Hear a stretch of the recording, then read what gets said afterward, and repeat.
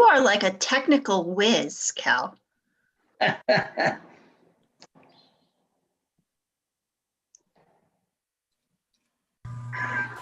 Hold on. All right, we're live. Okay, we are now live on YouTube. We are live on Zoom. One more thing. Okay. And we're recording. All right. All right. I think we're ready. All right. Thank you, everyone, joining the October 20th Old Bridge Board of Education meeting. We'll get ready and we will start.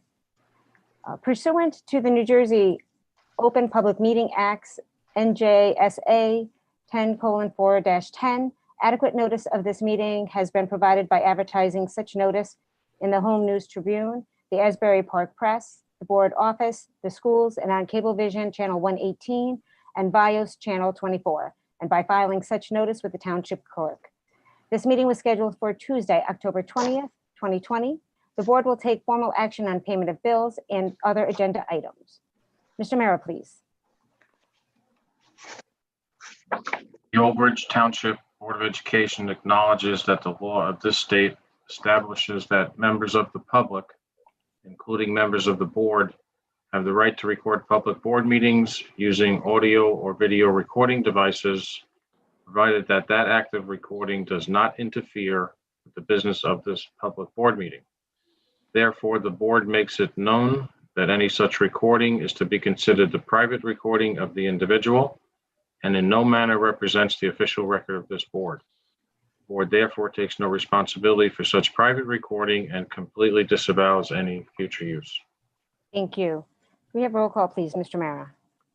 Ms. Burns? Here. Ms. Callie? Here. Mr. Caro? Here. Mr. DePrima? Here, can you hear me? Yes. Mr. Dunn? Here. Mr. Giordano? Here. Ms. Lent? Here. Mr. Solikowski? Here. Ms. Ellis Foster? Here. Quorum exists. Thank you. All right.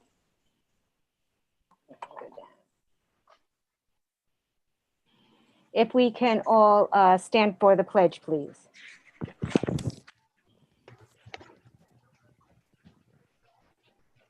I pledge allegiance Please. to the flag of the United States of America and to the The republic republic for which it stands, one nation, Nation. under God, Under God. indivisible, Indivisible. liberty. with liberty and For justice for all. If I can also ask everyone to remain standing for a moment. We have a memorial. I move the board acknowledge the death of Al DeRocco Jr., former board member. We express our deepest sympathy to his family.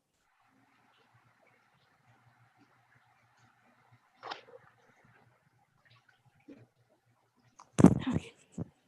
Thank you, everyone. All right. Thank you, everyone, for joining. We can start. I believe, Mrs. DeCara, I believe you volunteered for our Code of Ethics Corner this month. Yes. So the board member will vote to appoint the best qualified personnel available after consideration of the recommendation of the Chief Administrative Officer. Thank you. All right, we'll move, actually, before we move into the approval of minutes, Mr. Mayor, I know we have a few administrative corrections. I don't know if you want to just go over those quickly, or do we want to wait and? All right, well, we'll when we arrive at each section, I'll advise everybody what the administrative corrections are. All right, great. Under approval of minutes, the minutes that are contained in your packet, one resolution that was approved on September 22nd for Mr. Scott Titmus, his resignation date was moved up from the middle of November to October 30th. So we just, rather than do another resolutions, we just changed his resignation date to an earlier date, which was approved by Dave and Kathy. Thank you. All right, which moves us to the approval of the minutes. If I can have a motion. Lent will move it. Mrs. Len, thank you. Can I have a second? DeCaro will second. I think I heard DeCaro first. So thank you, Mr. Caro. Okay, so approval of the agenda, regular and closed session. Any discussion or questions? Nope. All right. If we can have a motion, please. No, we have the can motion. Can we have a roll call, Roll. please, Mr. Mara? Ms. Burns, Yes. Callie, Yes. Mr. Carroll, Yes. Mr. DePrima, Yes. Mr. Dunn, Yes. Mr. Giordano, Yes. Ms. Lent, Yes. Mr. Solikowski, Yes. Ms. Ellis Foster. Yes. Resolution 1 passes. Great, thank you. So now we're moving on to one of our two favorite topics. One, we're going to hear from our student representative, Dan Renda. Am I saying it right, Dan? You can correct me. If It's you can, Rita. Rita, thank you. Okay, so Dan, all yours. Please let us know what's going on. Okay, so hi to everyone again. As you may know, my name is Daniel Rita, and I'm the high school's 2020 to 2021 school president. Staying strong through this virtual year, we have been making the most of what we can, and just every day reminding ourselves that we're going to get through this. Just a reminder that we are always here if anybody ever needs anything. This week marks our annual club fair, and just with a little twist put onto it this time, we had all of our clubs submit a short video just advising the students of anything that they might want to know, anything like some stuff that they do throughout the year. And it just allows the students to know more about any specific clubs that they've been interested in joining. So many people, I've talked to a bunch of my friends who are in charge of these clubs. So many people are joining, and it's really nice to see everybody's getting really involved throughout this situation. Currently, members of Senate are fundraising in order to make pandemic packs, which are going to be filled with items to bring joy to people who have unfortunately been negatively affected by the situation. And these packs are just a simple but really effective way of showing the community how much we really care, and really helps aid in building a stronger bond throughout the community. The Senate board has continued to meet virtually every week on Wednesdays in order to just keep coming up with new events and activities. And this just really helps to bring us together while we're apart. And you can keep up with all the new and exciting events by following us on our Twitter at SenateOB if you haven't already.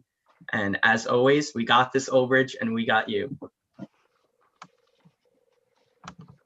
Fantastic. Thank you, Dan. Thank you. If you want, you can hang out and watch us, but if you have other things to go, we certainly will not be offended if you have to log off. So, but we're so glad you were able to connect with you this week. All right, moving on. We have another good fun topic is our recognition. So Mr. Citadino. Thank you, Madam President. This is our first recognition under the remote board meeting format. I know we pushed some off because we're waiting to get back into a live format so we can really recognize our deserving recipients. And I'm still pledging to do that, even if we have like the best of at the end of this pandemic nightmare we're all living through. But I'd like to move the board to recognize Sean Bannon. He's a 10th grader at Old Bridge High School for completing his Eagle Scout project at Carl Sandburg Middle School. Sean completed a beautification project for a flagpole area. A new bench was placed at the flagpole along with shrubs that will bloom in purple and white in the spring. We really look forward to that this spring. And I know that everyone at Carl Sandburg will really appreciate that as spring comes around. And thank you for the patriotism to really taking the time to beautify our flagpole area. So thank you to Sean, the Scouts, who are always great supporters of our district, and we try to support them in turn, both Boy Scouts and Girl Scouts. So thank you to everyone involved, and to Sean at home, congratulations. And we will be sending a recognition to you as well. I don't know if Dr. Simon is not a panelist, right? So she's not planning to share any words with us tonight, Madam President? I can find her and bring her over as if she's on, I can make her, If she's there, I'm not sure. let me just I do not see Okay. her. I do not see her. Okay, we will make sure to, recognize that. Again, like I said, I think at the end of this, we'll have a best of. Okay, thank you. All right, so if I can have a motion to move the recognition. Burns will make the motion to. Okay, Mrs. Burns, can I have a second, please? Ally will second. Mrs. Kelly. So I just want to, give a shout out. I mean, I feel this is my typical spiel when I see an Eagle Scout or a Gold Award winner, because my son earned the Eagle Scout. I know the work it goes into it. I know it's not just the Scout, it's their family, it's their troop. It's a big community effort, a great learning skill, plus the number of badges that a Scout needs to earn before they even are eligible for that. So congratulations, Sean. And that you're a 10th grader and already earning your Eagle Scout is even more impressive. So congratulations. Anyone else before we move? Yes. Congratulations, Sean. Just want to say congratulations. Great job. Go ahead, Sal. Oh, yes. I was going to say, I am also an Eagle Scout, and I know it takes a lot of work. It's a lot of paperwork. In fact, the paperwork and the preparation and all the things you need to prepare for the project is longer than the project itself. So I know what it takes to get this done, and the project looks great. And good luck on your board of review when it comes. Thank you. All right, great. If we can have a roll call, please, Mr. Mara. Ms. Burns, Yes. Ms. Kelly, Yes. Mr. Carroll, Yes. Mr. DePrima, Mr. DePrima, Yes. Mr. Dunn, Yes.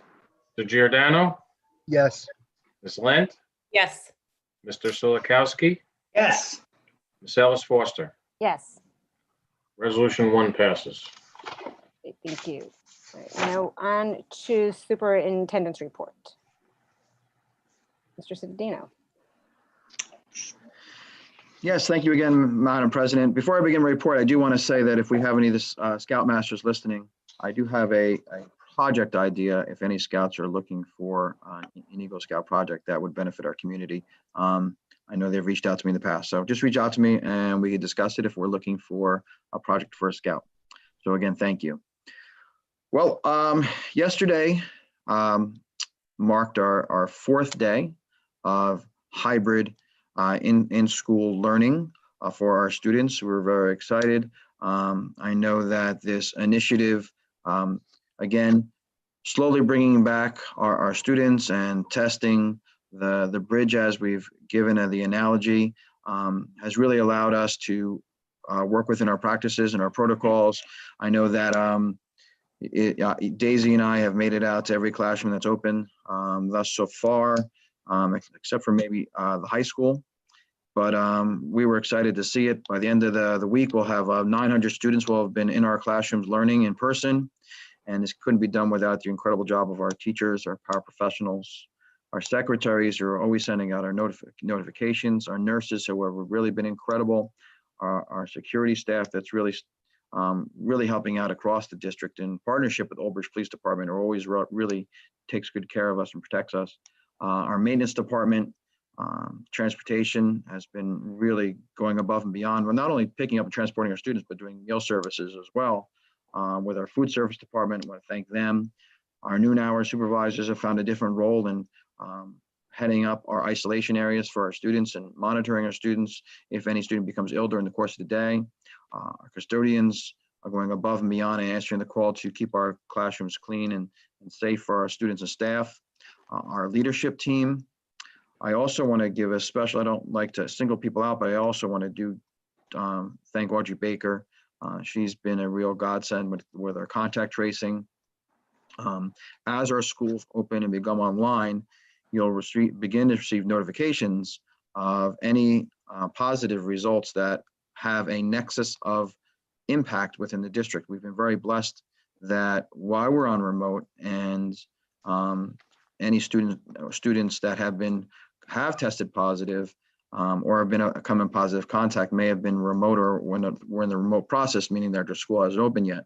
So if it does not have a nexus of contact within the school district, it does not get reported out to the public, and that we've been very fortunate in that way.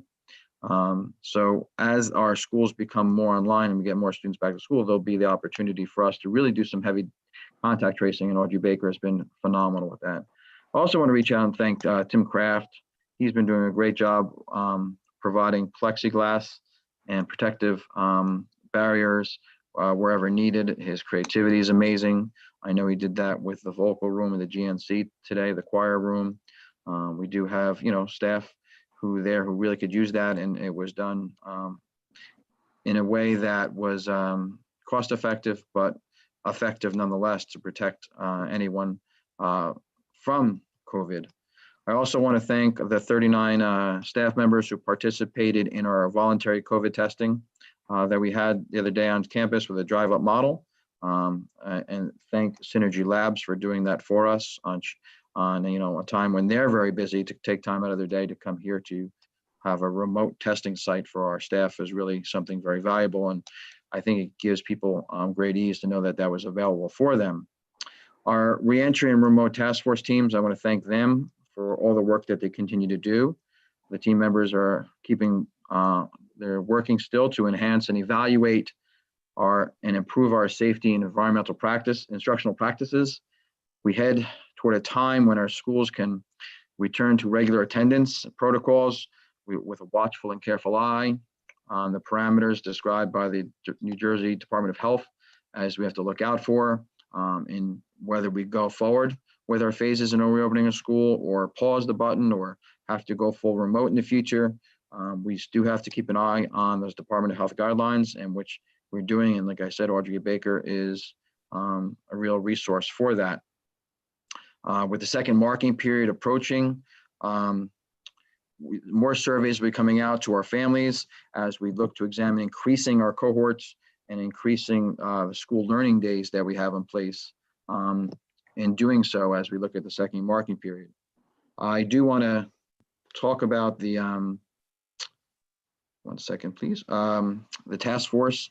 It comes up a lot of questions and people email me. The remote learning team and the reentry task force team, when I presented the information from the Department of Education in the end of June, based upon the weekend updates that were done, I had some direct requests from parents from the public, and then some more requests went out to principals if they had any recommendations or suggestions, or to PTAs directly themselves. And that's where the participants came from. Just Thursday alone, last past Thursday, we had 24 members, including 4 parents participating in reentry team as we reevaluated our first week of students being back in our buildings. And we looked at the weeks ahead, and again, looking at our protocols for a reentry and how to improve upon them and keep students and staff safe. Over the course of when we started with this in the beginnings of July, if you remember back then, we had 30 days to come up with a plan and present it to the public. At the beginning of August, it had to be presented to the public 30 days before school opening. Since that time, we've had 11 K-12 parents as part of that process. And we are truly appreciative of their time and volunteerism. Our meetings sometimes are short as an hour, but sometimes as long as 2 hours. And sometimes we meet twice a week. So it really takes up a lot of time from them. So I want to thank them. Another question that has come up is the related arts. As we shifted from a remote only to a hybrid model, we heard parents' concerns and our teachers' concerns and about only having within the hybrid model as originally was drawn up on Monday, Wednesday, Friday, the students that were in person in education would be receiving live instruction in the classroom, while everyone else who was learning remotely that day would receive a day of asynchronous learning or basically self-guided learning with some time at the end of the day for supports from their teachers. And everyone had become so accustomed to those live instructional points during the day. When we shifted it, we wanted to make sure that it provided, again, daily live instruction with your peers when you're at home, even if you're learning remotely.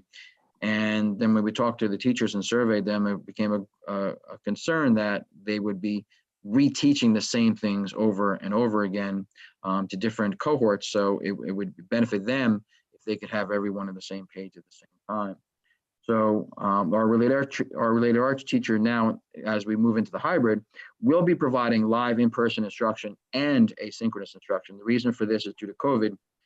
The teachers, they're assigned to schools and are not traveling. So normally when we don't have COVID, the teachers, related arts teachers, travel between multiple schools and they serve multiple groups in person.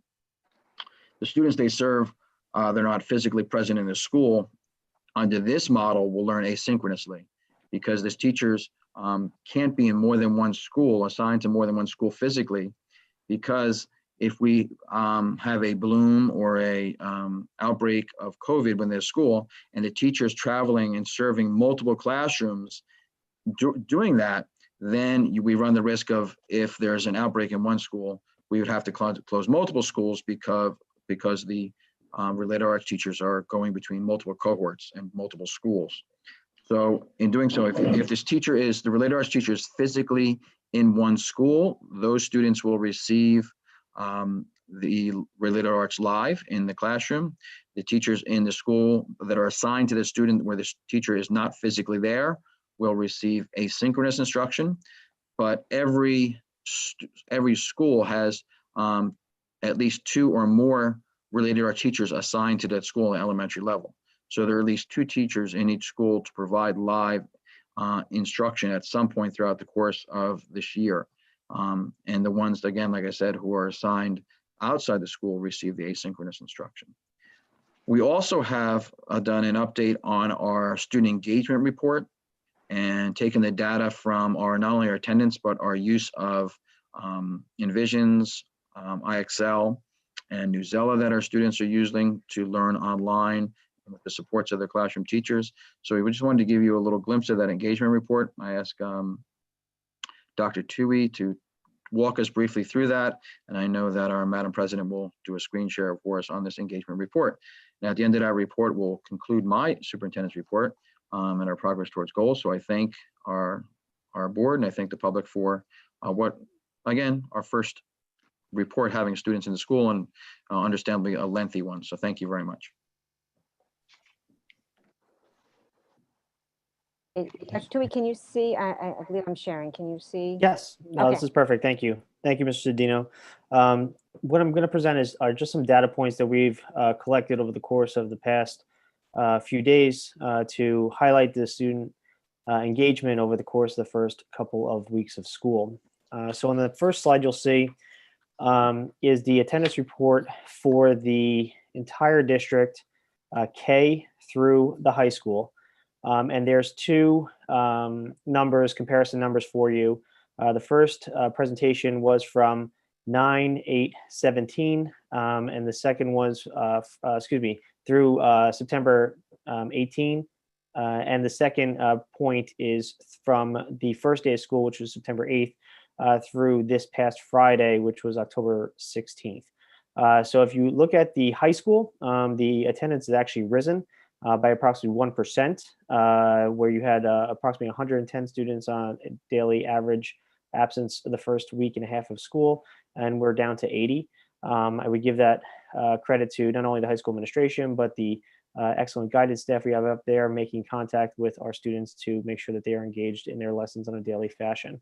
On the middle school level, it was at a solid 99% from our first data point to our second.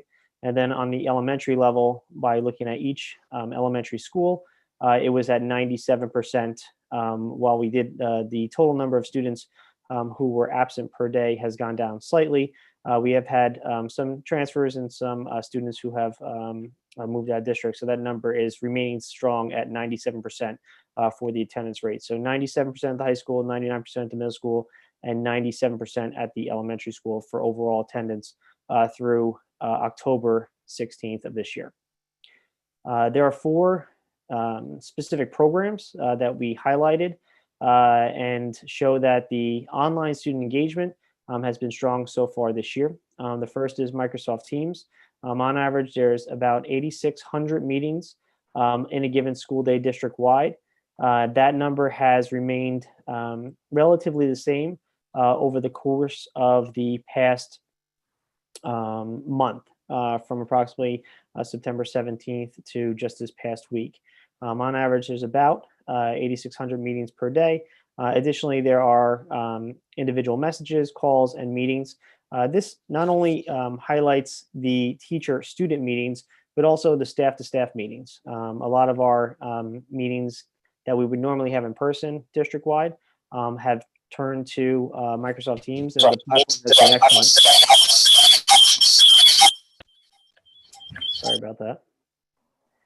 The platform has been excellent in terms of its use and transition to the online learning platform.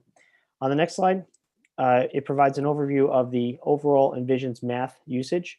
And pretty consistently, there were about 2,300 student logins per day with an average use of teachers at about 415. If you look at the graph, one of the things I found encouraging, although it's a downward trend, is that on October 19th, which is our last data point, our number of engagement went from approximately 2,500 to about 1,500. Part of the reason I'm attributing that is because we had approximately 900 students in school on that first day, which would make up for about the $1,000 student difference from October 16th to October 19th. And it is wonderful to see the students back in school. I know that I've talked to every elementary principal multiple times this week and last, and all of them are excited to see the students in our hallways. So they've done an excellent job welcoming the students, preparing for them, and overall, our online math usage has been strong, but obviously you want to make sure that the students are getting what they need academically. And overall, Dr. Farrar has done a nice job rolling out this program for the staff. On the next slide is our overall usage of IXL. This is a supplementary program to the Envisions program. We also have IXL for English language arts and for science, grades 2 through 5. Overall, our students are continuing to master and show proficiency in all of the practices. On average, over the course of the year, there was approximately 11,000 hours used during the course of the school day, and approximately 3,000 hours used over the course of at home and over the weekends. And kudos to Mr. Rezes, the administrative staff at Jonas Salk Middle School, and the staff over there who are far and away the most proficient users of the program for the students in their building. On this slide, you see the percentage of teachers who are engaged in their respective buildings. 5 of the buildings, including the EMG&C, and 4 other buildings have 100% teacher engagement. 8+ buildings have 90+% teacher engagement, and 2 of the buildings have over 80% of the teachers engaged in the active lessons. Newsela was our other big purchase this year, and we expanded it to the high school and to all the middle schools. Newsela not only provides an active ELA program, but is also our core element of social studies and provides excellent resources for elementary, middle, and high school staff to provide core learning activities and concrete lessons for the students in their charge on the social studies department. Overall, there's been 164 teachers who have actively been using the program. 55% of those teachers are at the secondary level. There's approximately 3,500 active students in the district. Of those, 62% are active on the secondary level. And on the next slide, on the final slide, you see the active use over the course of the week. Again, overall, each of these programs, while they are just a singular data point and their usage does show that our students and teachers are actively engaged in online learning, which is something we're very proud of as we started the school year, Please note, obviously, they are just data points. And obviously, as students continue to come back to the buildings, we'll be excited to see how these programs are utilized, both by the students in the buildings and continue to be utilized on the remote days. Thank you. Thank you, Dr. Tui, and thank you, Mr. Cittadino. I'm going to assume you also included any progress towards goals. Mr. Mara, are there any correspondences? No correspondence, Ms. Ellis Foster. And we do not have any special committee reports this time that I know of. Now we will open it up. This is our first opening for hearing of the residents for agenda items only. So just a reminder for those who are new to the meetings, this portion is just for anything that's on the agenda. General open items, we will have that at the end. So let me just, if you have a question or comment about an agenda item, if you are on Zoom, if you can just raise the hand icon. If you're on the phone, if you hit *9, and I can unmute you.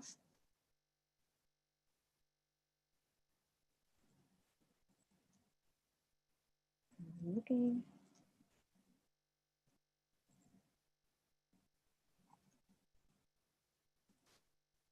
All right, I do not see anyone at this point raising their hand or asking to be unmuted, so we will close this portion of the hearing of residents and we will move on to the agenda. We have our first reading for our policy change. This one, as we mentioned, the agenda meeting is just some modifications to our committee structure. And we will vote on that in November's meeting. So next we will move to curriculum and professional development 1 through 3. If I can have a motion, please. Lent will move it. Thanks, Mrs. Lent. Can I have a second? Burns will second. Thank you, Mrs. Burns. Any questions or comments? Seeing none, if we can have a roll call, please, Mr. Mara. Mr. DePrima, Yes. Mr. Dunn, Yes. Mr. Giordano, Yes. Ms. Lent, Yes. Mr. Solikowski, Yes. Ms. Burns, Yes. Ms. Callie, Yes. Mr. Carroll, Yes. Ms. Ellis Foster. Yes, Resolutions 1 through 3 pass. thank you. We have nothing in athletics. So we're down to finance, 1 through 16. If I can have a motion. Callie will move. Mrs. Callie, thank you. Can I have a second? DeCaro, second. I was close. Sorry. I think I Lent said it's first, but then Dakara rushed on in, but I'm going to give it to Okay. I'm going to give it to Lent second. Tried to cut. Okay, so we have our 16. Any questions, comments?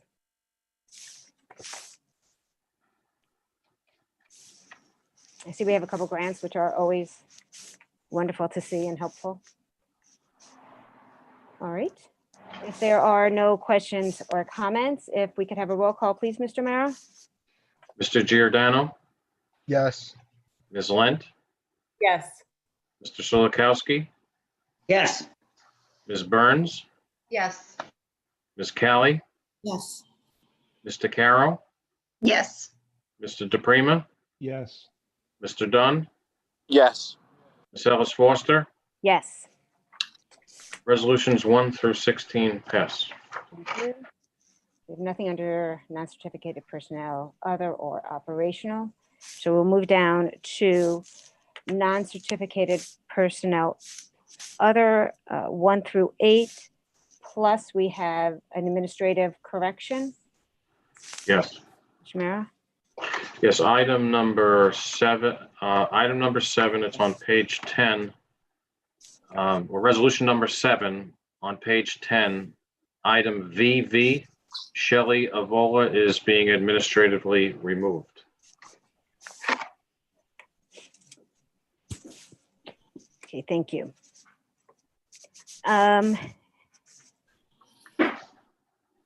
If I can have a motion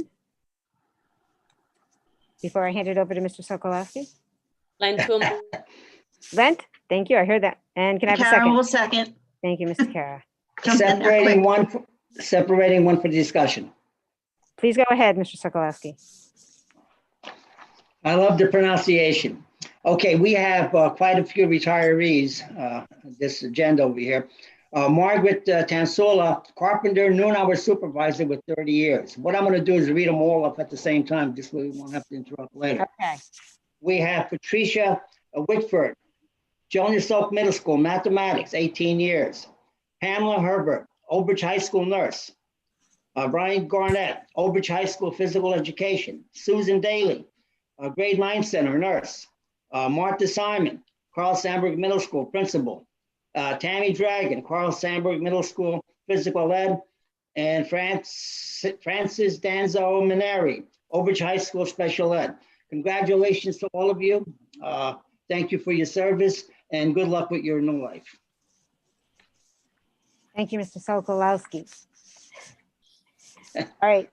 Any other questions? Or Do you mispronounce my name purposely or not? no, I swear I don't. I'm getting older and it's hard for me to pronounce things. It's Sulakowski, Sulakowski. like a silly cow, you know. Now you say it that way. Okay. Sulakowski. Thank you. You got it. Anyone else? Any comments on 1 through 8?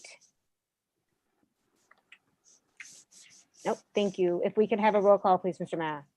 Ms. Burns, Yes. Ms. Callie, Yes. Ms. DeCaro, Yes. Mr. DePrima, Yes. Mr. Dunn, Yes. Mr. Giordano, Yes. Ms. Lent, Yes. Mr. Silikowski. Yes, I forgot to say that there's 213 years total with all the retirees. Again, thank you. Ms. Ellis Foster. Yes, Resolutions 1 through 8 pass. thank you. Moving on to certificated personnel other. No, just plain old certificated personnel, apologies. And 1 through 26 with an administrative corrections. There's 2 of them, I believe. Yes, on resolution number 2 on page 12. On page 12, resolution 2, item number A, Patricia Whitford. Her effective date for retirement is 12/1/2020. And on item number 7 on page 13, there's been a modification to the schedule for a 6th period for S. Nolan, leave of absence. That's a correction. Thank you. Okay, thank you. All right, if I could have a motion on 1 through 26 with the corrections. Dunn will move certificated personnel items 1 through 26, Madam President, Thank with you, the Mr. correction. Thank you, Mr. Don. Can I have a second? And will second. Thank you, Ms. Lynn. Thank you. Any questions, comments?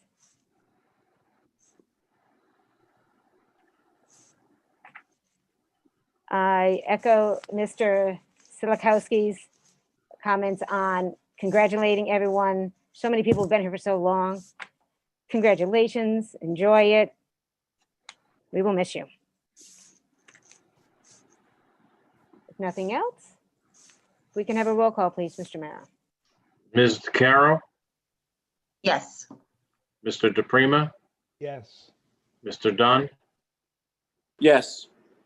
Mr. Giordano, Yes. Ms. Lent, Yes. Mr. Shulikowski, Yes. Ms. Burns, Yes. Ms. Callie, Ms. Callie, Sorry. Yeah. Yes. Ms. Alice Foster. Yes. Resolutions 1 through 26 pass. Thank you. Moving on to non-certificated personnel transportation, 1 through 3. If I could have a motion, please. Callie will move. Thank you, Mrs. Callie. Can I have a second? Carol, second. Mrs. Lent? Need to work that out. I I wait too. I wait for you to jump in. Mr. Mayor, I give that one to Mrs. Lent. You gave the last one to her. No, I'm kidding. Don't play favorites. All right, any questions or comments? None? All right, Mr. Mara, roll call, please. Mr. DePrima, Yes. Mr. Dunn, Yes. Mr. Giordano, Yes. Ms. Lent, Yes. Mr. Shulikowski, Yes. Ms. Burns, Yes. Ms. Callie, Yes. Ms. DeCaro, Yes. Ms. Alice Foster. Yes, Resolutions 1 through 3 pass. thank you. Supplies, equipment, and services, 1 through 2. If I can have a motion, please. Burns Bill will will make a motion. Was that Mr. Dunn, Ms. Alice Foster? That was Mr. Dunn and then Mrs. Burns. Thank you. Thank you. Any questions, comments? Seeing none, can we have a roll call, please, Mr. Mara? Mr. Dunn, Yes. Mr. Giordano, Yes. Ms. Lent, Yes. Mr. Shulikowski, Yes. Ms. Burns, Yes. Ms. Callie, Yes. Ms. DeCaro, Yes. Mr. DePrima, Yes. Ms. Alice Foster. Yes. Resolution 1 and 2 pass. Thank you. On to transportation, 1 through 3, plus we have, I think, our final administrative correction. Right, item number 2 has 3 renewal contracts that were slightly modified. Actually, there were three routes that Helfrich, or that the vendor that was doing them, decided that they could no longer do them, so we did have to modify those renewal contracts. They're listed in the administrative corrections. Okay, thank you. If I could have a motion for 1 through 3 with the corrections. Carol, a motion. Thank you, Mr. Caro. Can I have a second? Callie will second. Thank you, Ms. Callie. Any questions, comments? All right, not seeing any. Mr. Mara, roll call, please. Mr. Giordano, Yes. Ms. Lent, Yes. Mr. Shulikowski, Yes. Ms. Burns, Yes. Ms. Callie, Yes. Ms. DeCaro, Yes. Mr. DePrima, Yes. Mr. Dunn, Yes. Ms. Alice Foster. Yes, Resolutions 1 to 3 through 3 pass. thank you. On to miscellaneous, 1 through 5. If I could have a motion, please. Callie will move. Thank you, Ms. Kelly. Can I have a second? Lent will second. Thank you, Mrs. Lent. Any questions, comments?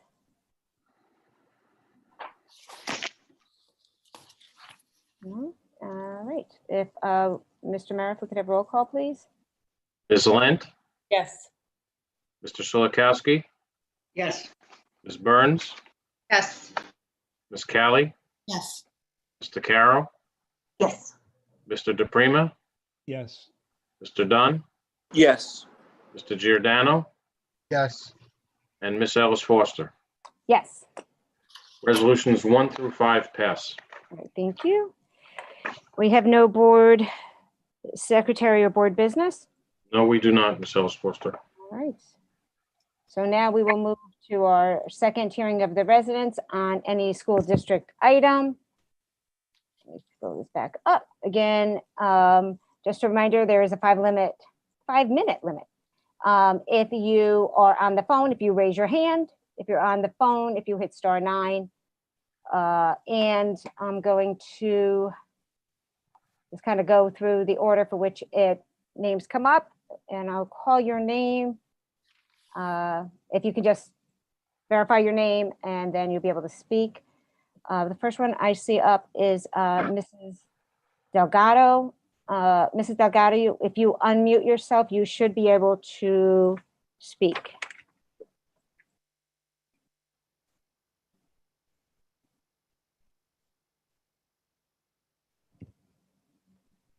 Mrs. Delgado, I don't know if you can unmute yourself. I cannot unmute you.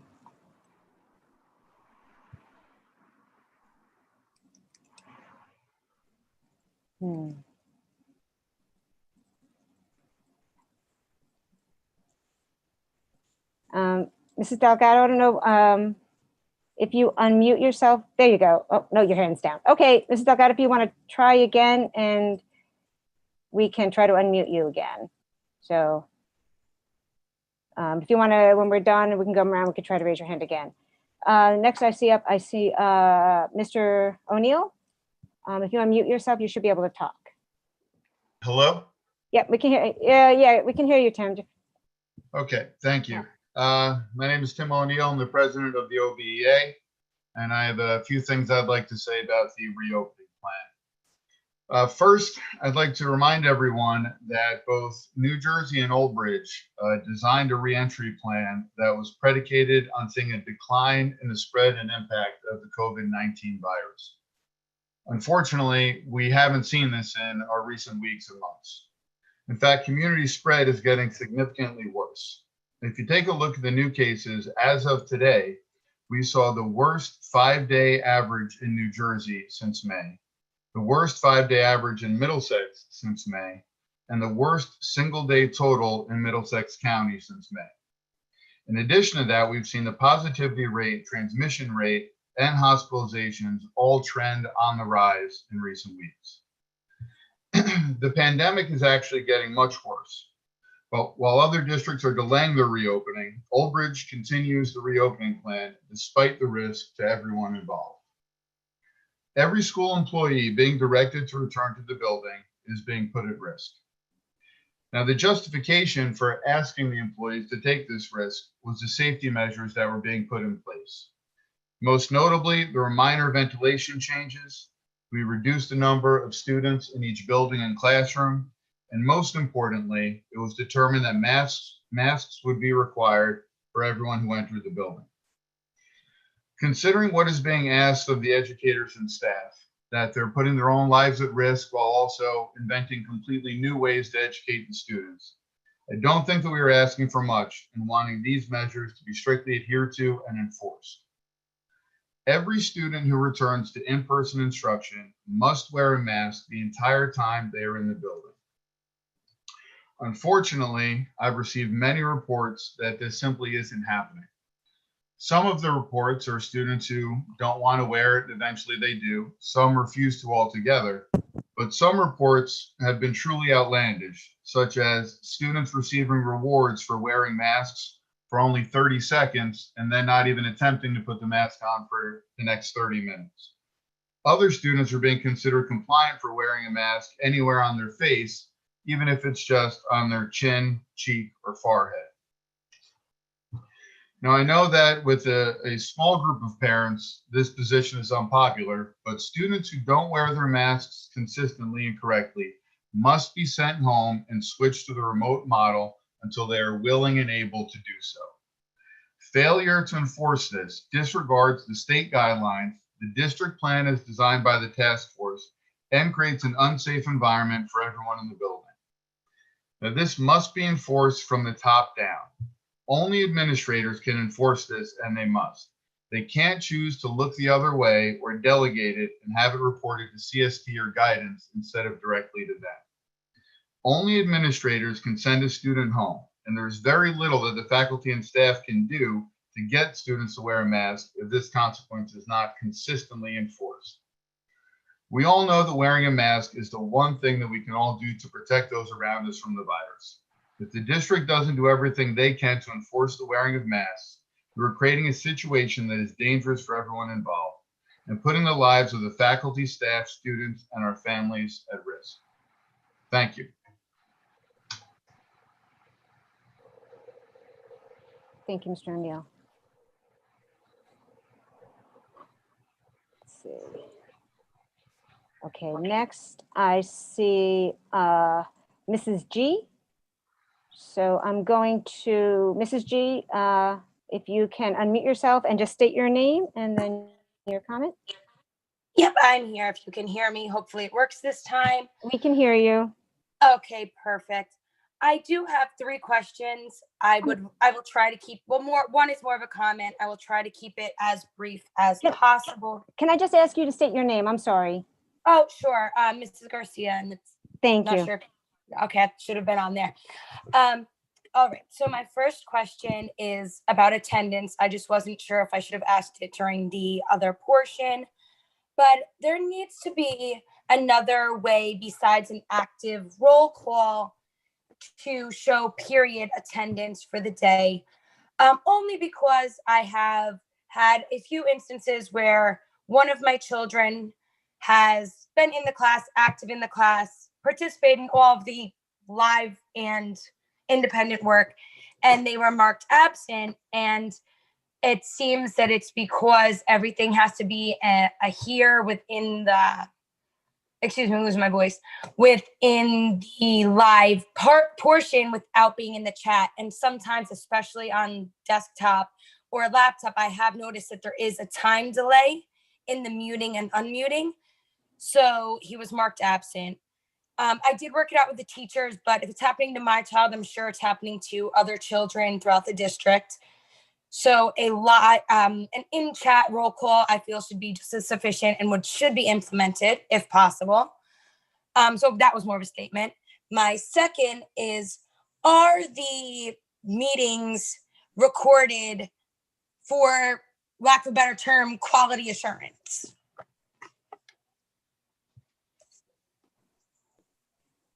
Okay, and if you want to give us all the other questions, so that way we can make sure we can. Oh, sure. Yeah. The Thank other you. one is more of a statement. I'm not sure how we can reach the tech department outside of business hours. I've had 2 different emails to 2 different schools bounce back to me roughly 2 weeks later.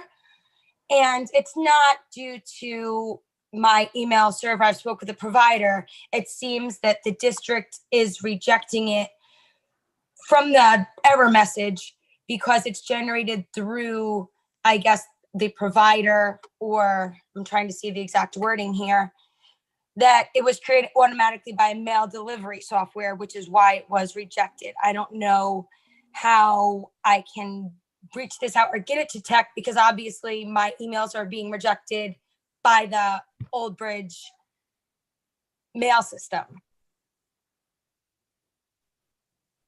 And that's it. Okay, can I, so I just want to make sure I understand. Did you send an email to the one that we have on the site, that tech OB? Oh, no. I can't reach. I sent an email to one principal in one school following up on request, and one to a teacher in another school with a question. And both bounced back to me, and I didn't realize that they didn't get them because it took 2 weeks for them to bounce back to me. Okay. All right. Thank you. So any other questions or comments? Because then we can have that. That's it. Now I'm ready to hush my lips. Thank you very much. I'll just take up the attendance one. I know it's something that I'm assuming you're talking about a secondary level student. When you're talking about student attendance between periods. I know that's something the administrative team has worked on, and I would recommend, and like you did a great job reaching out to the teacher. I know the teachers have been very accommodating with the attendance piece.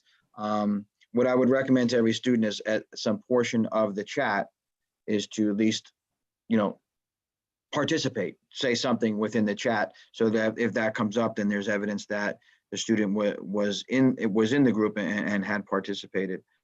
I wasn't sure if you're talking about are the classes recorded or you said meetings. I'm not sure what. I'm going to assume it is the classes. And at that one, the classes are not recorded as part of a permanent record. And then the last question was reaching out. So I have your information now. Let's see, Garcia is a popular name. I want to have some way to be able to reach out to you by a phone number. And if you're saying like my email's not even coming back, is kicking back to you. Can you just, can you let her just identify where her child goes to school and grade level, and I can isolate that way? Or if she wants to give a first name for a child, then I'll make sure a phone call goes tomorrow to the household. Sure. The easiest, I believe I'm one of the only Garcias in Shara. I don't know if there's another way, even in chat, that I could put my email or something or a number. Yeah, I don't want you to have to put it out to public for everyone to have your phone number. So, Shara, like and what's the phone, Shara? Garcia, Shara, and I will make sure, kind of like the last of the Mohicans, don't worry, I will find you. Okay, well, the principal knows, so even if you need to reach out to her, she knew I couldn't get her email, so. Okay. Someone will reach out to you tomorrow from our tech department personally. Perfect, thank you. Thank you. All right. Next, I see Mrs. Babbitts. Okay, Mrs. Babbitts, you're unmuted, so you should be able to talk. Hi, good evening. Can you hear me? Yep, we can hear you good. Thank you. Hi, good evening, everyone. I am addressing this directly to Mr. O'Neill. I hope you're listening, Mr. O'Neill. Perhaps when I'm done, I'm sure you'll have a rebuttal. And I'm hoping you can clarify your comments regarding rewards and masks and children who are not wearing masks. I would like to know specifically what student populations you're referring to. We have many children with disabilities who have varying degrees of disabilities who have challenges wearing masks. Now, to deny them the opportunity to a free and appropriate public education in a school setting would be discriminatory and a violation of IDEA. We could talk about, special education law as a sidebar at some other time, but I do want to address that with you and let you know that I find it incredibly offensive and discriminatory when we're talking about what I would call student shaming to a degree. And I really have a problem with it. In the road back, and I will cite plenty of laws and guidance and all that good stuff. But for now, I'm going to start with the road back, which was the guidance from the NJDOE. We'll start with page 26. Where we talk a little bit about accommodations for students who are unable to wear a face covering should be addressed according to that student's need and in accordance with all applicable laws and regulations. So we'll just start there. And again, as the leader of the CPAG, I will go onto Facebook and in our Old Bridge Friends and Diverse Learners page. I'll share additional resources there with our parents so that if they come up against members who feel this way, they can challenge it with the laws and regulations to ensure that our children are being educated in the school building and not being relegated to a remote setting because of the challenges. And as an educator, I would hope that you would be someone who is compassionate in understanding and trying to problem solve perhaps with parents and families on ways to address how a child can wear a mask so that they can, go about their day, and maybe coming up with proactive strategies instead of coming up with a solution, if you will, to put them back into remote learning, which it could be a version of seclusion, if you will. So I'll leave it at that, and I look forward to your response. And check out our Facebook page where I will be providing additional sites and codes and all that good stuff. Thank you. Okay, thank you, Mrs. Babbitts.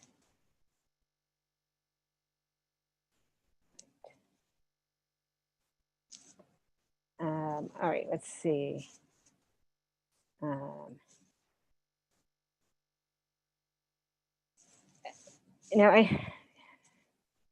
see Mr. O'Neill is on, but kind of just give one pass at this and give everyone a chance to say their statement. I think Mrs. Babbitts spoke very well on what her concerns are from that side, from the student side.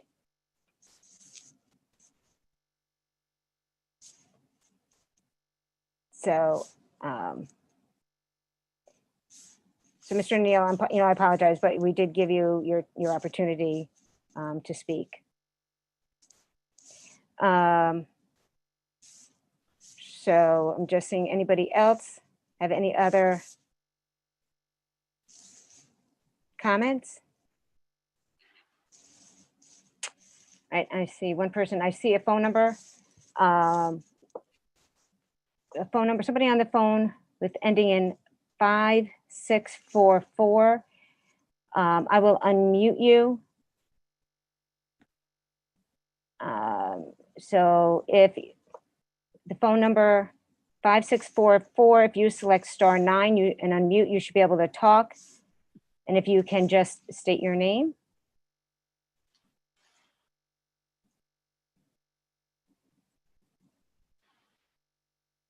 So again, the person who's calling in with the phone number that ends in 5644. If you unmute you should be able to unmute. If you unmute and state your name, you'll be able to talk.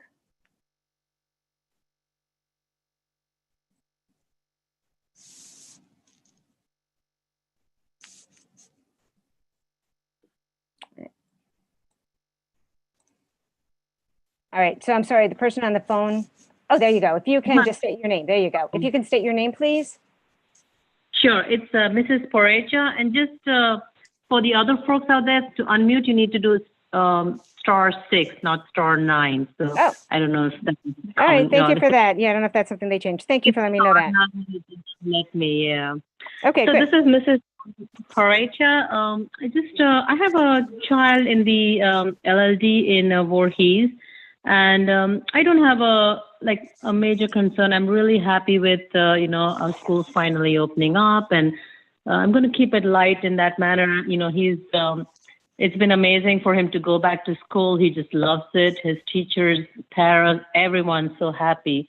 That we're just starting to do this back. So the only concern I have is, and I understand we are phasing things out, and just was wanting to see if this is something the administration is, maybe something that they are not aware of. So I just wanted to bring this up.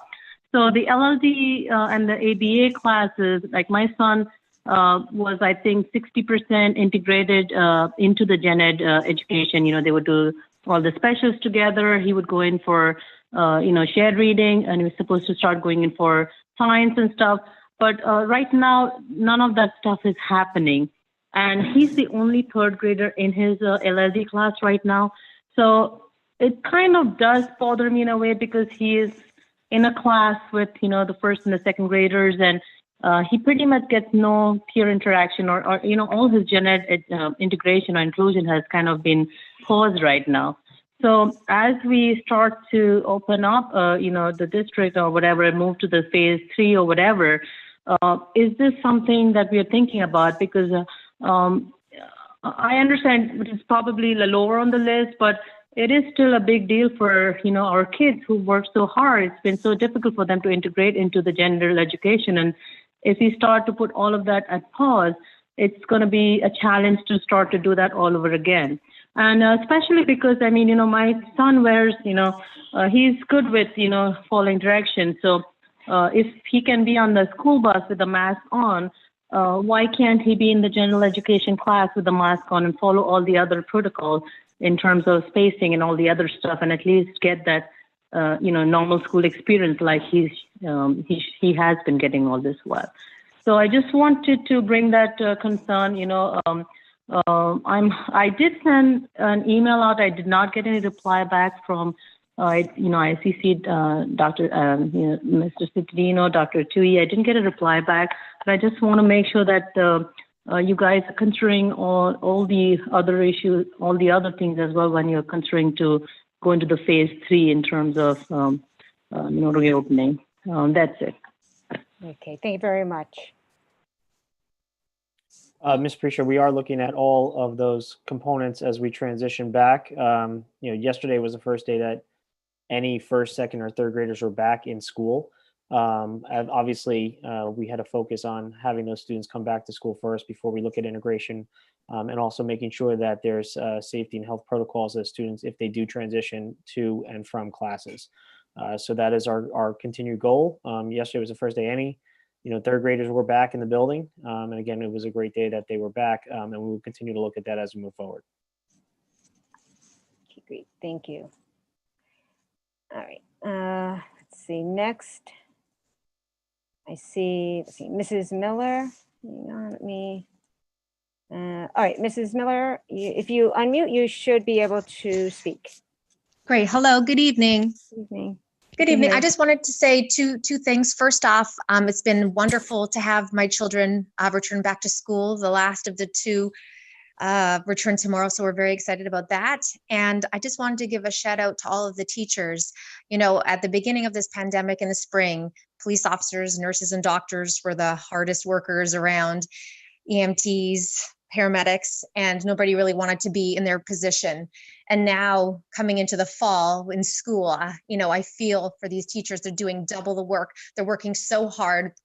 Have great communication with all of my children's teachers. They're staying positive despite, technical difficulties. They're giving a lot of different options to our kids, a lot of different support websites. If for some reason our sites are down and we can't connect, they're giving us other resources to do. And I just wanted to say how appreciative we are for all of our teachers in the district, because I know this is not easy. This has never happened in our lifetime. So I just think they're all doing a fabulous job, and I just wanted to commend them on that. My second piece is to Mr. O'Neill. That being said, about teachers are essential workers, and I don't understand why you're harping on the fact that, obviously you're supporting the teachers and you want their safety and you don't want anybody to get sick, understandably so. But our teenage children are begging groceries at ShopRite. They're working in restaurants. They're working in fast food stores. Our children are out in the community. Our children are out in the community, and their teachers are essential. Our children need to go back to school, and we as parents are the only ones advocating for our kids. And administration's advocating to get our kids back to school. And the last thing we need is to postpone this. The last thing we need is to shut it down without trying. So the PPEs are going to work. Everyone has to go with a positive attitude and be educated on how to make this happen. And I know Mr. Cittadino has his head on right. And if for some reason the cases start to go up, he's going to nab it and he's going to shut down where it needs to be. It doesn't have to be a whole wide district shutdown. If we do get a couple cases, you know what, we're probably going to get a couple cases, and it has to be addressed school by school, case by case. It doesn't have to necessarily be everybody goes back to 100% remote unless it's a major, increase. So I just feel like teachers are essential. Our children don't have the voice, so our parents have to be the voice. And I'm really ashamed at his comments tonight. And in the future, I would appreciate if you would quote where you're getting your statistics from, because as we know in the news, depending on what channel you watch, your statistics on the number increases, I need to know where you're getting your information from. And that's it. Thank you very much. Thank you. Thank you, Mrs. Miller.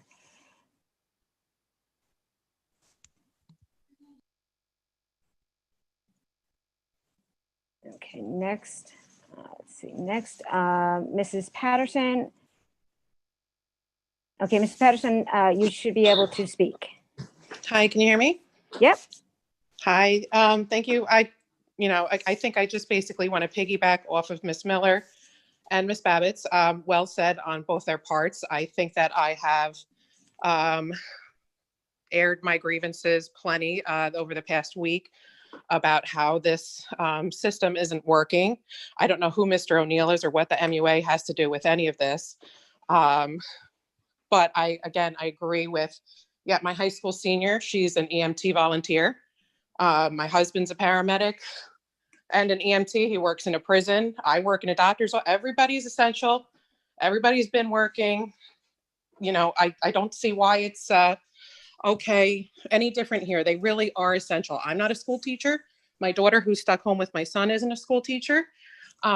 She's got to focus on her own schoolwork. and she's just at a loss because of all the technical issues that you have at our school, that she has to constantly stop and help my son. My son was a high reader last year and loved school, is very anxious. He's unfocused. He's behind. He's definitely lost what he retained last year. I have expressed this multiple times to his teacher. And again, and just like Ms. Miller said, it's not the teacher. I can tell she's very overwhelmed, and she definitely does have, a ton of work, but there is no hand over hand.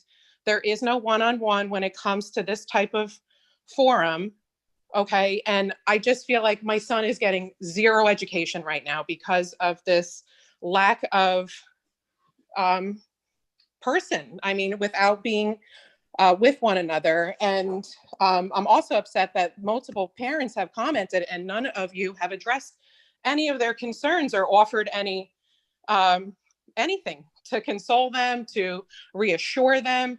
I also so that's my comment.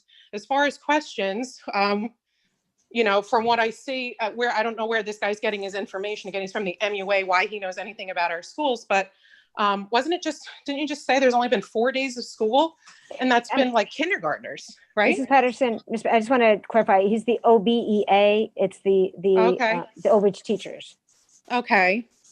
Well, again, I mean, I disagree with everything he stands for. I mean, just like every other parent here. I mean, we're talking 4 days of school. We've had special ed kids and kindergartners, maybe one cohort day this week. And he has all these, really judgmental comments to say on this. I just feel like you guys are, as a whole, are not being supportive to the families. But again, I mean, from what I'm seeing, what I'm hearing from the little bit of cohort days, it seems like remote learning is exactly the same in the schools. Is it not? I mean, are they just sitting there at computers with headsets, not interacting with people standing around them, even if it's 6 feet away? I mean, is my son, even when he goes there, never going to be able to interact with his teacher and talk because she's teaching somebody's living room while she's teaching her classroom? I mean, I can't figure out how this is supposed to work or how this is going to benefit any child, especially ones with IEP, which my son doesn't even have. But there's been so many parents that have voiced this all over Facebook, if any of you guys ever follow. But then also, when are these kids supposed to eat lunch? I mean, we had special instructions about how they're allowed to sip water. So they're going to go for the half day of school. They're going to get out at 1:15. They're going to take the bus home with however many kids. And then they eat lunch at 2:00 in the afternoon? I'm just curious. So I would appreciate if any of those questions would be answered, or if you can comment on anything the parents have said tonight. Thank you. Okay, thank you.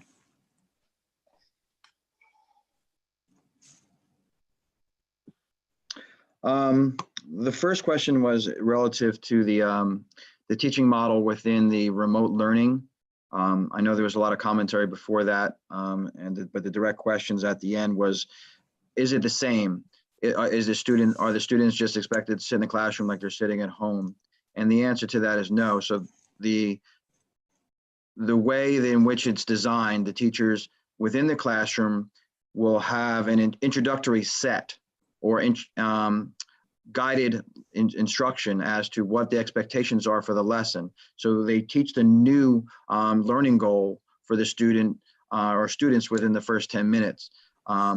They give the students opportunity for shared practice when they have them there together. And then they'll say to the students at home, okay, continue to work independently on these learning goals. And the teacher would then direct her focus, we'll step away from the computer and direct her focus to the students that are learning in person within the classroom, so that he or she, the educator, then can provide more specialized needs to those students who are learning live within the classroom. The question of snacks within the course of the day has been something that the reentry team has looked at.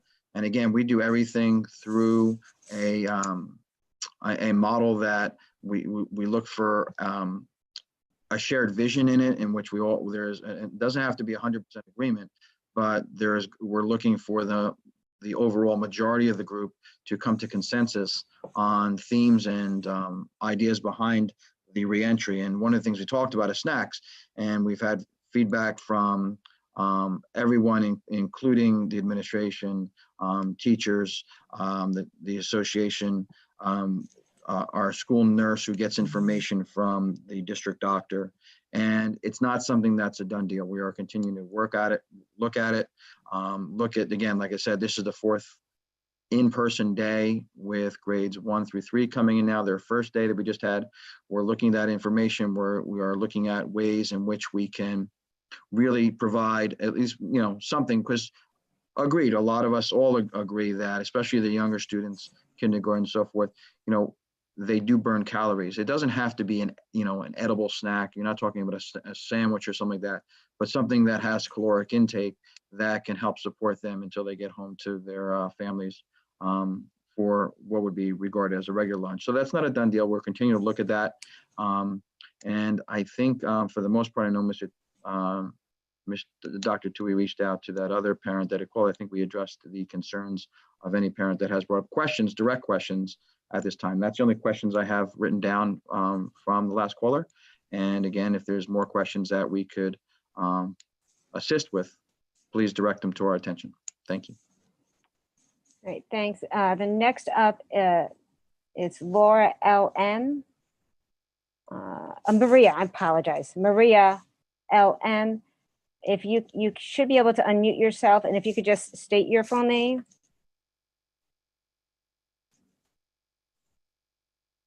Maria?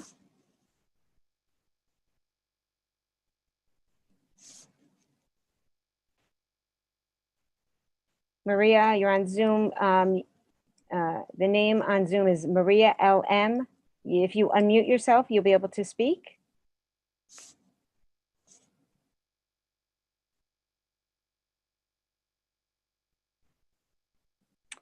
All right, Maria, unfortunately, I cannot unmute you. You'll have to unmute yourself.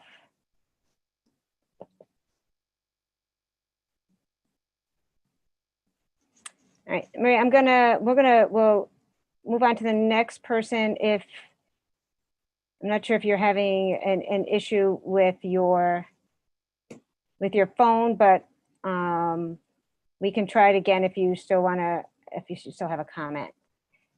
We'll move on. There's somebody on the phone. The phone number ends in 2028. You should be able to. Yeah, there you go. Yes. Can you state your name, please? Andrew Lewis, Vice President of the OBEA. I want to clarify some remarks that Mr. O'Neill made. As President of the OBEA, he did not single out any group. He was inclusive and referred to all students in the district. Masks are a safety issue, not an educational issue. As an educator, I know that Mr. O'Neill and our members honor all IEPs, but the virus simply doesn't. His job is to protect our members, and the district's plan only covers medical exemptions. This information comes from the state website, and our members have been working since March and now back in the buildings in the phased-in plan, but we need the safety measures in place when we return in person. Thank you. Thank you, Mr. Lewis.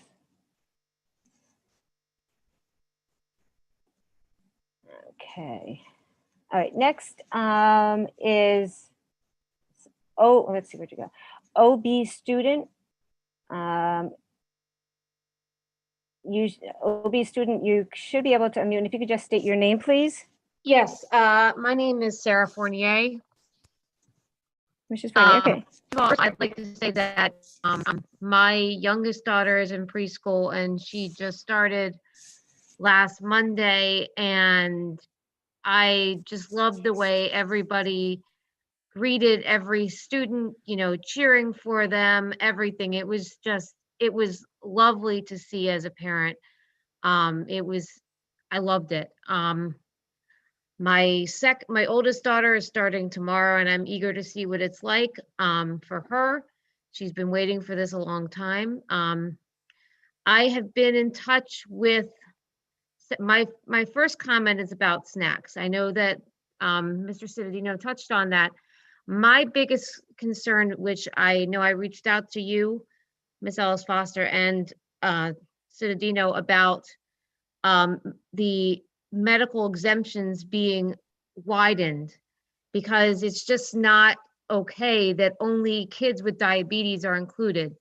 My daughter has epilepsy, and due to her medication, she gets very faint and has had seizures in the past due to her due to not being hungry, due to being hungry last year. When I tried to bring it up to the school nurse, I received extremely rude responses. She was dismissive, she was condescending, she was insulting.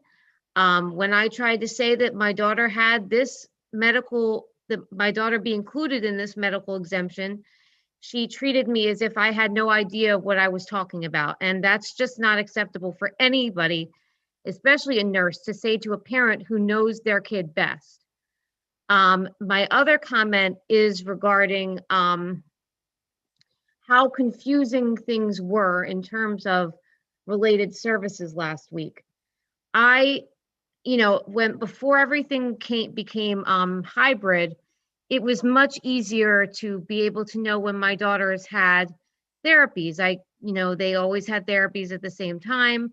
I could basically set my watch to it. And then last week, everything just went to, HE double hockey sticks in a handbasket, because I didn't know when my kids had it, when they didn't. I was completely confused. And I just got an email from one of my youngest daughter's speech therapist saying, basically shaming me because my youngest daughter hadn't been in speech, but half the time I didn't even know when it was supposed to be because things kept changing. That's neither here nor there, but I don't think that parents should be shamed because when things went so crazy and nobody knew what was going on, it was impossible to be able to, it's impossible anyway to manage between two kids, both of whom have trouble with online stuff. So that's basically what I'm saying. But thank you again for letting me talk, and thank you for everybody for everything they did at the preschool last week. Thank you, That's Mr. Fournier. Thank you. Hello, I'd just like to address real fast. Mrs. Fournier. One, the special services, I know that, there's an adjustment that we're all going through. If we keep in mind that our students haven't been in school since March and coming back and, on our fourth day, there's a lot of information and adjustment that has to come through. As far as our staff, I'm grateful for the Glen School staff for giving that rousing response to students coming in. And I know that everyone is working very hard in our classrooms and our teachers and so forth, including our nurses. And no one may be more stressed than anyone in the medical field who has to make decisions and see everyone through these very dark and trying times. So if you walked away from that feeling that anything was less than you would have hoped it would be, then that fault lies with me, and I should have provided better communication to my staff on that. So someone will reach out to you tomorrow, and if we can provide any more information for clarity, I don't know if it's a 504 issue or if it's an additional medical note issue to help justify that situation, we will work towards that and hopefully find some common ground in which we can best serve your children. Thank you.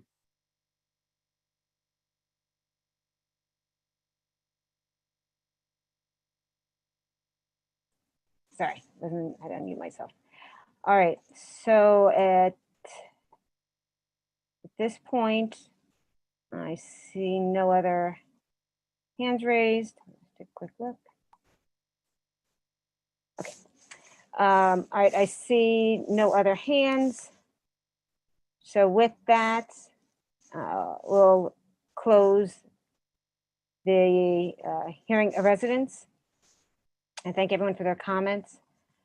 As we move on, anybody have any old business?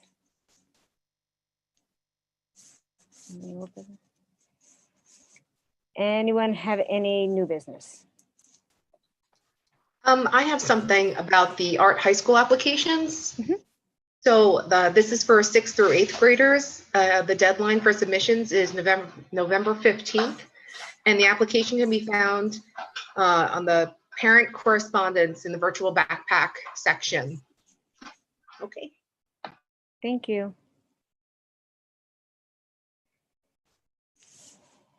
Anyone else? Mr. Yes. Giordano. Yes, I would like to thank everyone that's helping all the parents go through this, and good job, parents, tonight for raising your concerns. And just got 2 more weeks till election day, so remember to get out and vote and stay safe. Diet and exercise, vitamin C, zinc, and we'll see you all very shortly. Thank you. Thank you. Madam Mr. Dunn? President? Yep. Yes, a few things real quick. First, I want to recognize Dr. Martha Simon for her years of tireless service to the district. I can say unequivocally that, she has made a huge difference in the lives of many in this district. I've known her for almost 15 years when she was the principal at Memorial School, and then when she went to Shepherd, and then subsequently she became the principal of Carl Sandburg. And, she's going to be dearly missed. She is a friend, and she was an exceptional educator. And I'm sad to see her go, and she's made a difference in a lot of people's lives, a lot of children's lives. And I just want to wish Dr. Simon and her family the very best moving forward. I know her retirement starts in February, and I'm not sure if there'll be some sort of send-off, but I definitely want to be part of it if that happens. So again, Dr. Simon, thank you for your years of tireless service to this district. You're indebted to many people, and we appreciate what you've done. Also, I want to applaud all the teachers and educators and staff and everyone who has made the transition back to the classroom a success so far. Obviously, I would love to see more days. I like to see the kids in school more. I'm hoping that we go into the next phase of this program. It's important. I know that, there are, I guess, increases in COVID cases, but there's reasons for that. And I know that, we can argue why and, why not.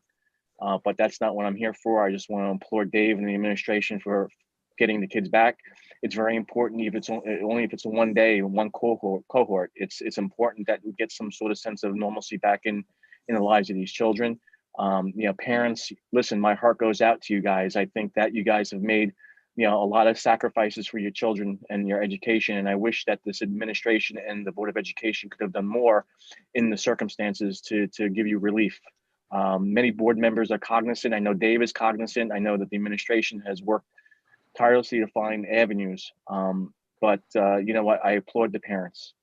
They have done an exceptional job, especially the elementary school parents who have sacrificed so much to be home with their students and their children to make sure that they're virtually learning. It's a tough task. But there's a lot of people who need to be applauded. And you know what? It's a great day on Monday when we started getting kids back in the classroom, and hopefully we move forward. And the staff has been incredible. I just hope that the Board of Education can start getting together in person as well soon. I hope that can move forward.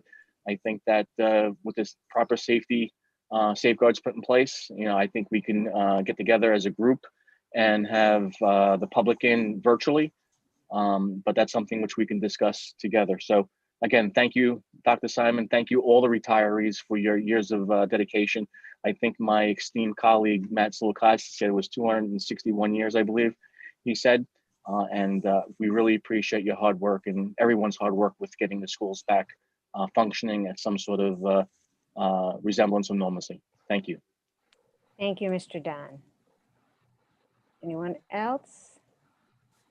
I know I already spoke. Can I ask one question? Yes, you may. So we provided 2 masks for every student, correct? As they come in. Did we provide any alternative face shields or something like that? Or are they all consistently expected to wear face masks? I could take that. Go ahead, Doc. So we have purchased about every possible kid PPE that we can find.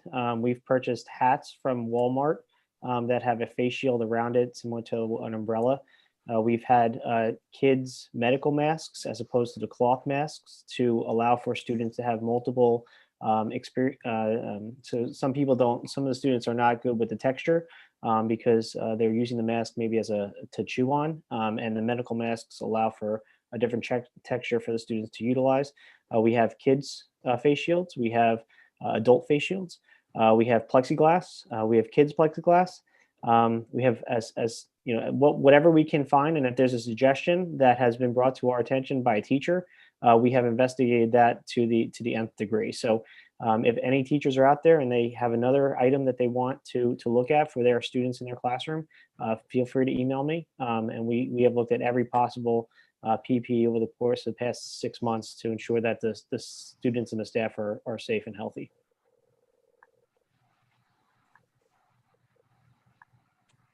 Anyone else? You want to just either raise your hand or just speak, because I'm trying to see everybody. I don't have you all on one screen. So if I don't, okay, Mrs. DeCaro? Yeah, I just want to thank all the parents for, that called in and expressed their concerns. I mean, it's totally understandable that people have frustrations and concerns, that we are in a global pandemic right now, and this is not unique to our district. And I applaud our administrators. I applaud our reentry team. I applaud our remote learning team, for doing what they can.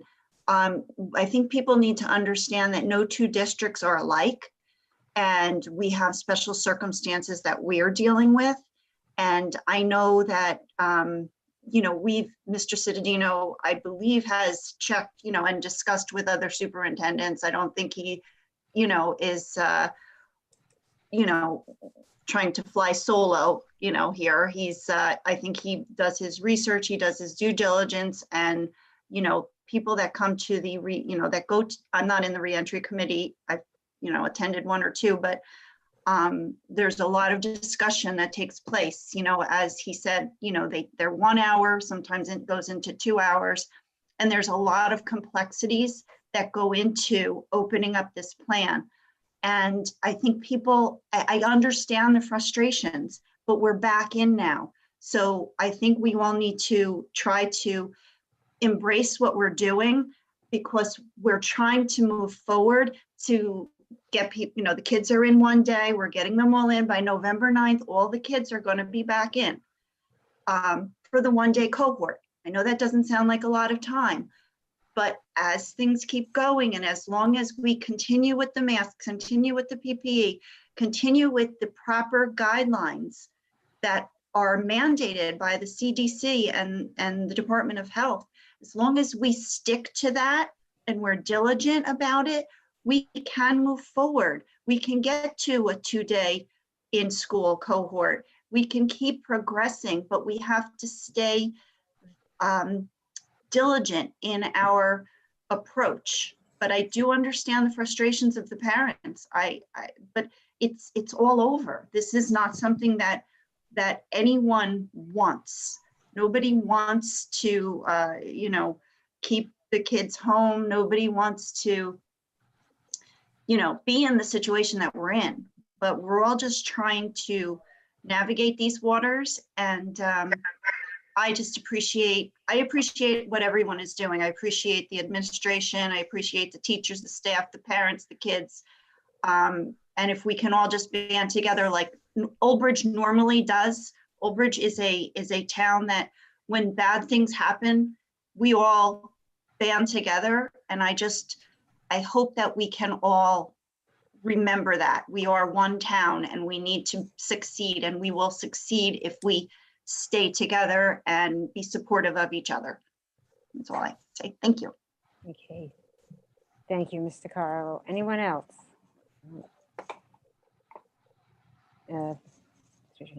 Okay. All right. I think we're good. I just want to wrap up. Kelly, I think Mr. Cittadino wanted to say something. Oh, did he? Okay, Mr. I'm sorry. Cittadino I don't has see everybody something. on my screen. Oh, Mr. Cittadino, you may talk. Just trying to follow the rules. I want to thank everyone again for for all the work that's gone into this. Our staff across the board, when I say staff, I'm talking everyone, has done an incredible job. The way it keeps working and why we've been very fortunate thus far is to be conscientious and to report any close contact. If you have a close contact with someone who is positive, make sure you contact your school nurse. That is important. That's for everyone from staff and parents. So I know that it's going to come up soon where during the week of November that people will look to travel to areas outside of New Jersey that might be on our hot list, places to go. If you do so, please advise your school nurse upon return, because you may be, depending where you go, required to quarantine. This is the same for any travel outside of the country. If that is done, we are able to keep our students in our classrooms and our staff safe if we report and we contact trace. And the way to do that is through good communication. So please make sure we do that. And these, requirements are for students, staff, everyone, because we, as a community, we have to stick together if we're going to get through this together. So thank you very much. Be safe and have a good night from my end. Hey, thank you, Mr. Cittadino. I just want to address a few things. One, once again, I want to give a reminder to parents about our night school, Monday through Thursday. The access and all the information is on the district website under the road back page. If you go there, it has the links. If your child or you have any questions on any subject or any topic, it's a great chance to get a little one-on-one, because there's usually not too many on that you can find out about what's going on in the classroom, any questions. So if you do feel like your child might be falling behind, that's a great opportunity if you use that. So we thank all of our teachers who are there for that hour, Monday through Thursday evenings. So as a resource to you. Just let everybody else know, Mr. Dunn, because you brought up about back to school, the board getting back live. We're looking at the options in this COVID world. Everything that would be an easy, let's go and do, there's some ramifications. So I am talking with Mr. J about options, because where can we get the video into, what rooms might be used that day, the next day for students. So just all of those new complications. So we are looking at that so we can figure out when that can happen. So that is being investigated as we speak. I also wanted, again, just to echo what everybody says, we can hear the passion and everything in everyone's voice. We understand the difficulties this is, the burden this is in. So we appreciate everybody's patience. I do know I've seen, getting back to everybody who's sent in an email, it may not be the ideal answer you want, but I think we provide the answer we can within the constraints we are right now. So still feel free to send us anything. Still feel free to reach out to your teachers.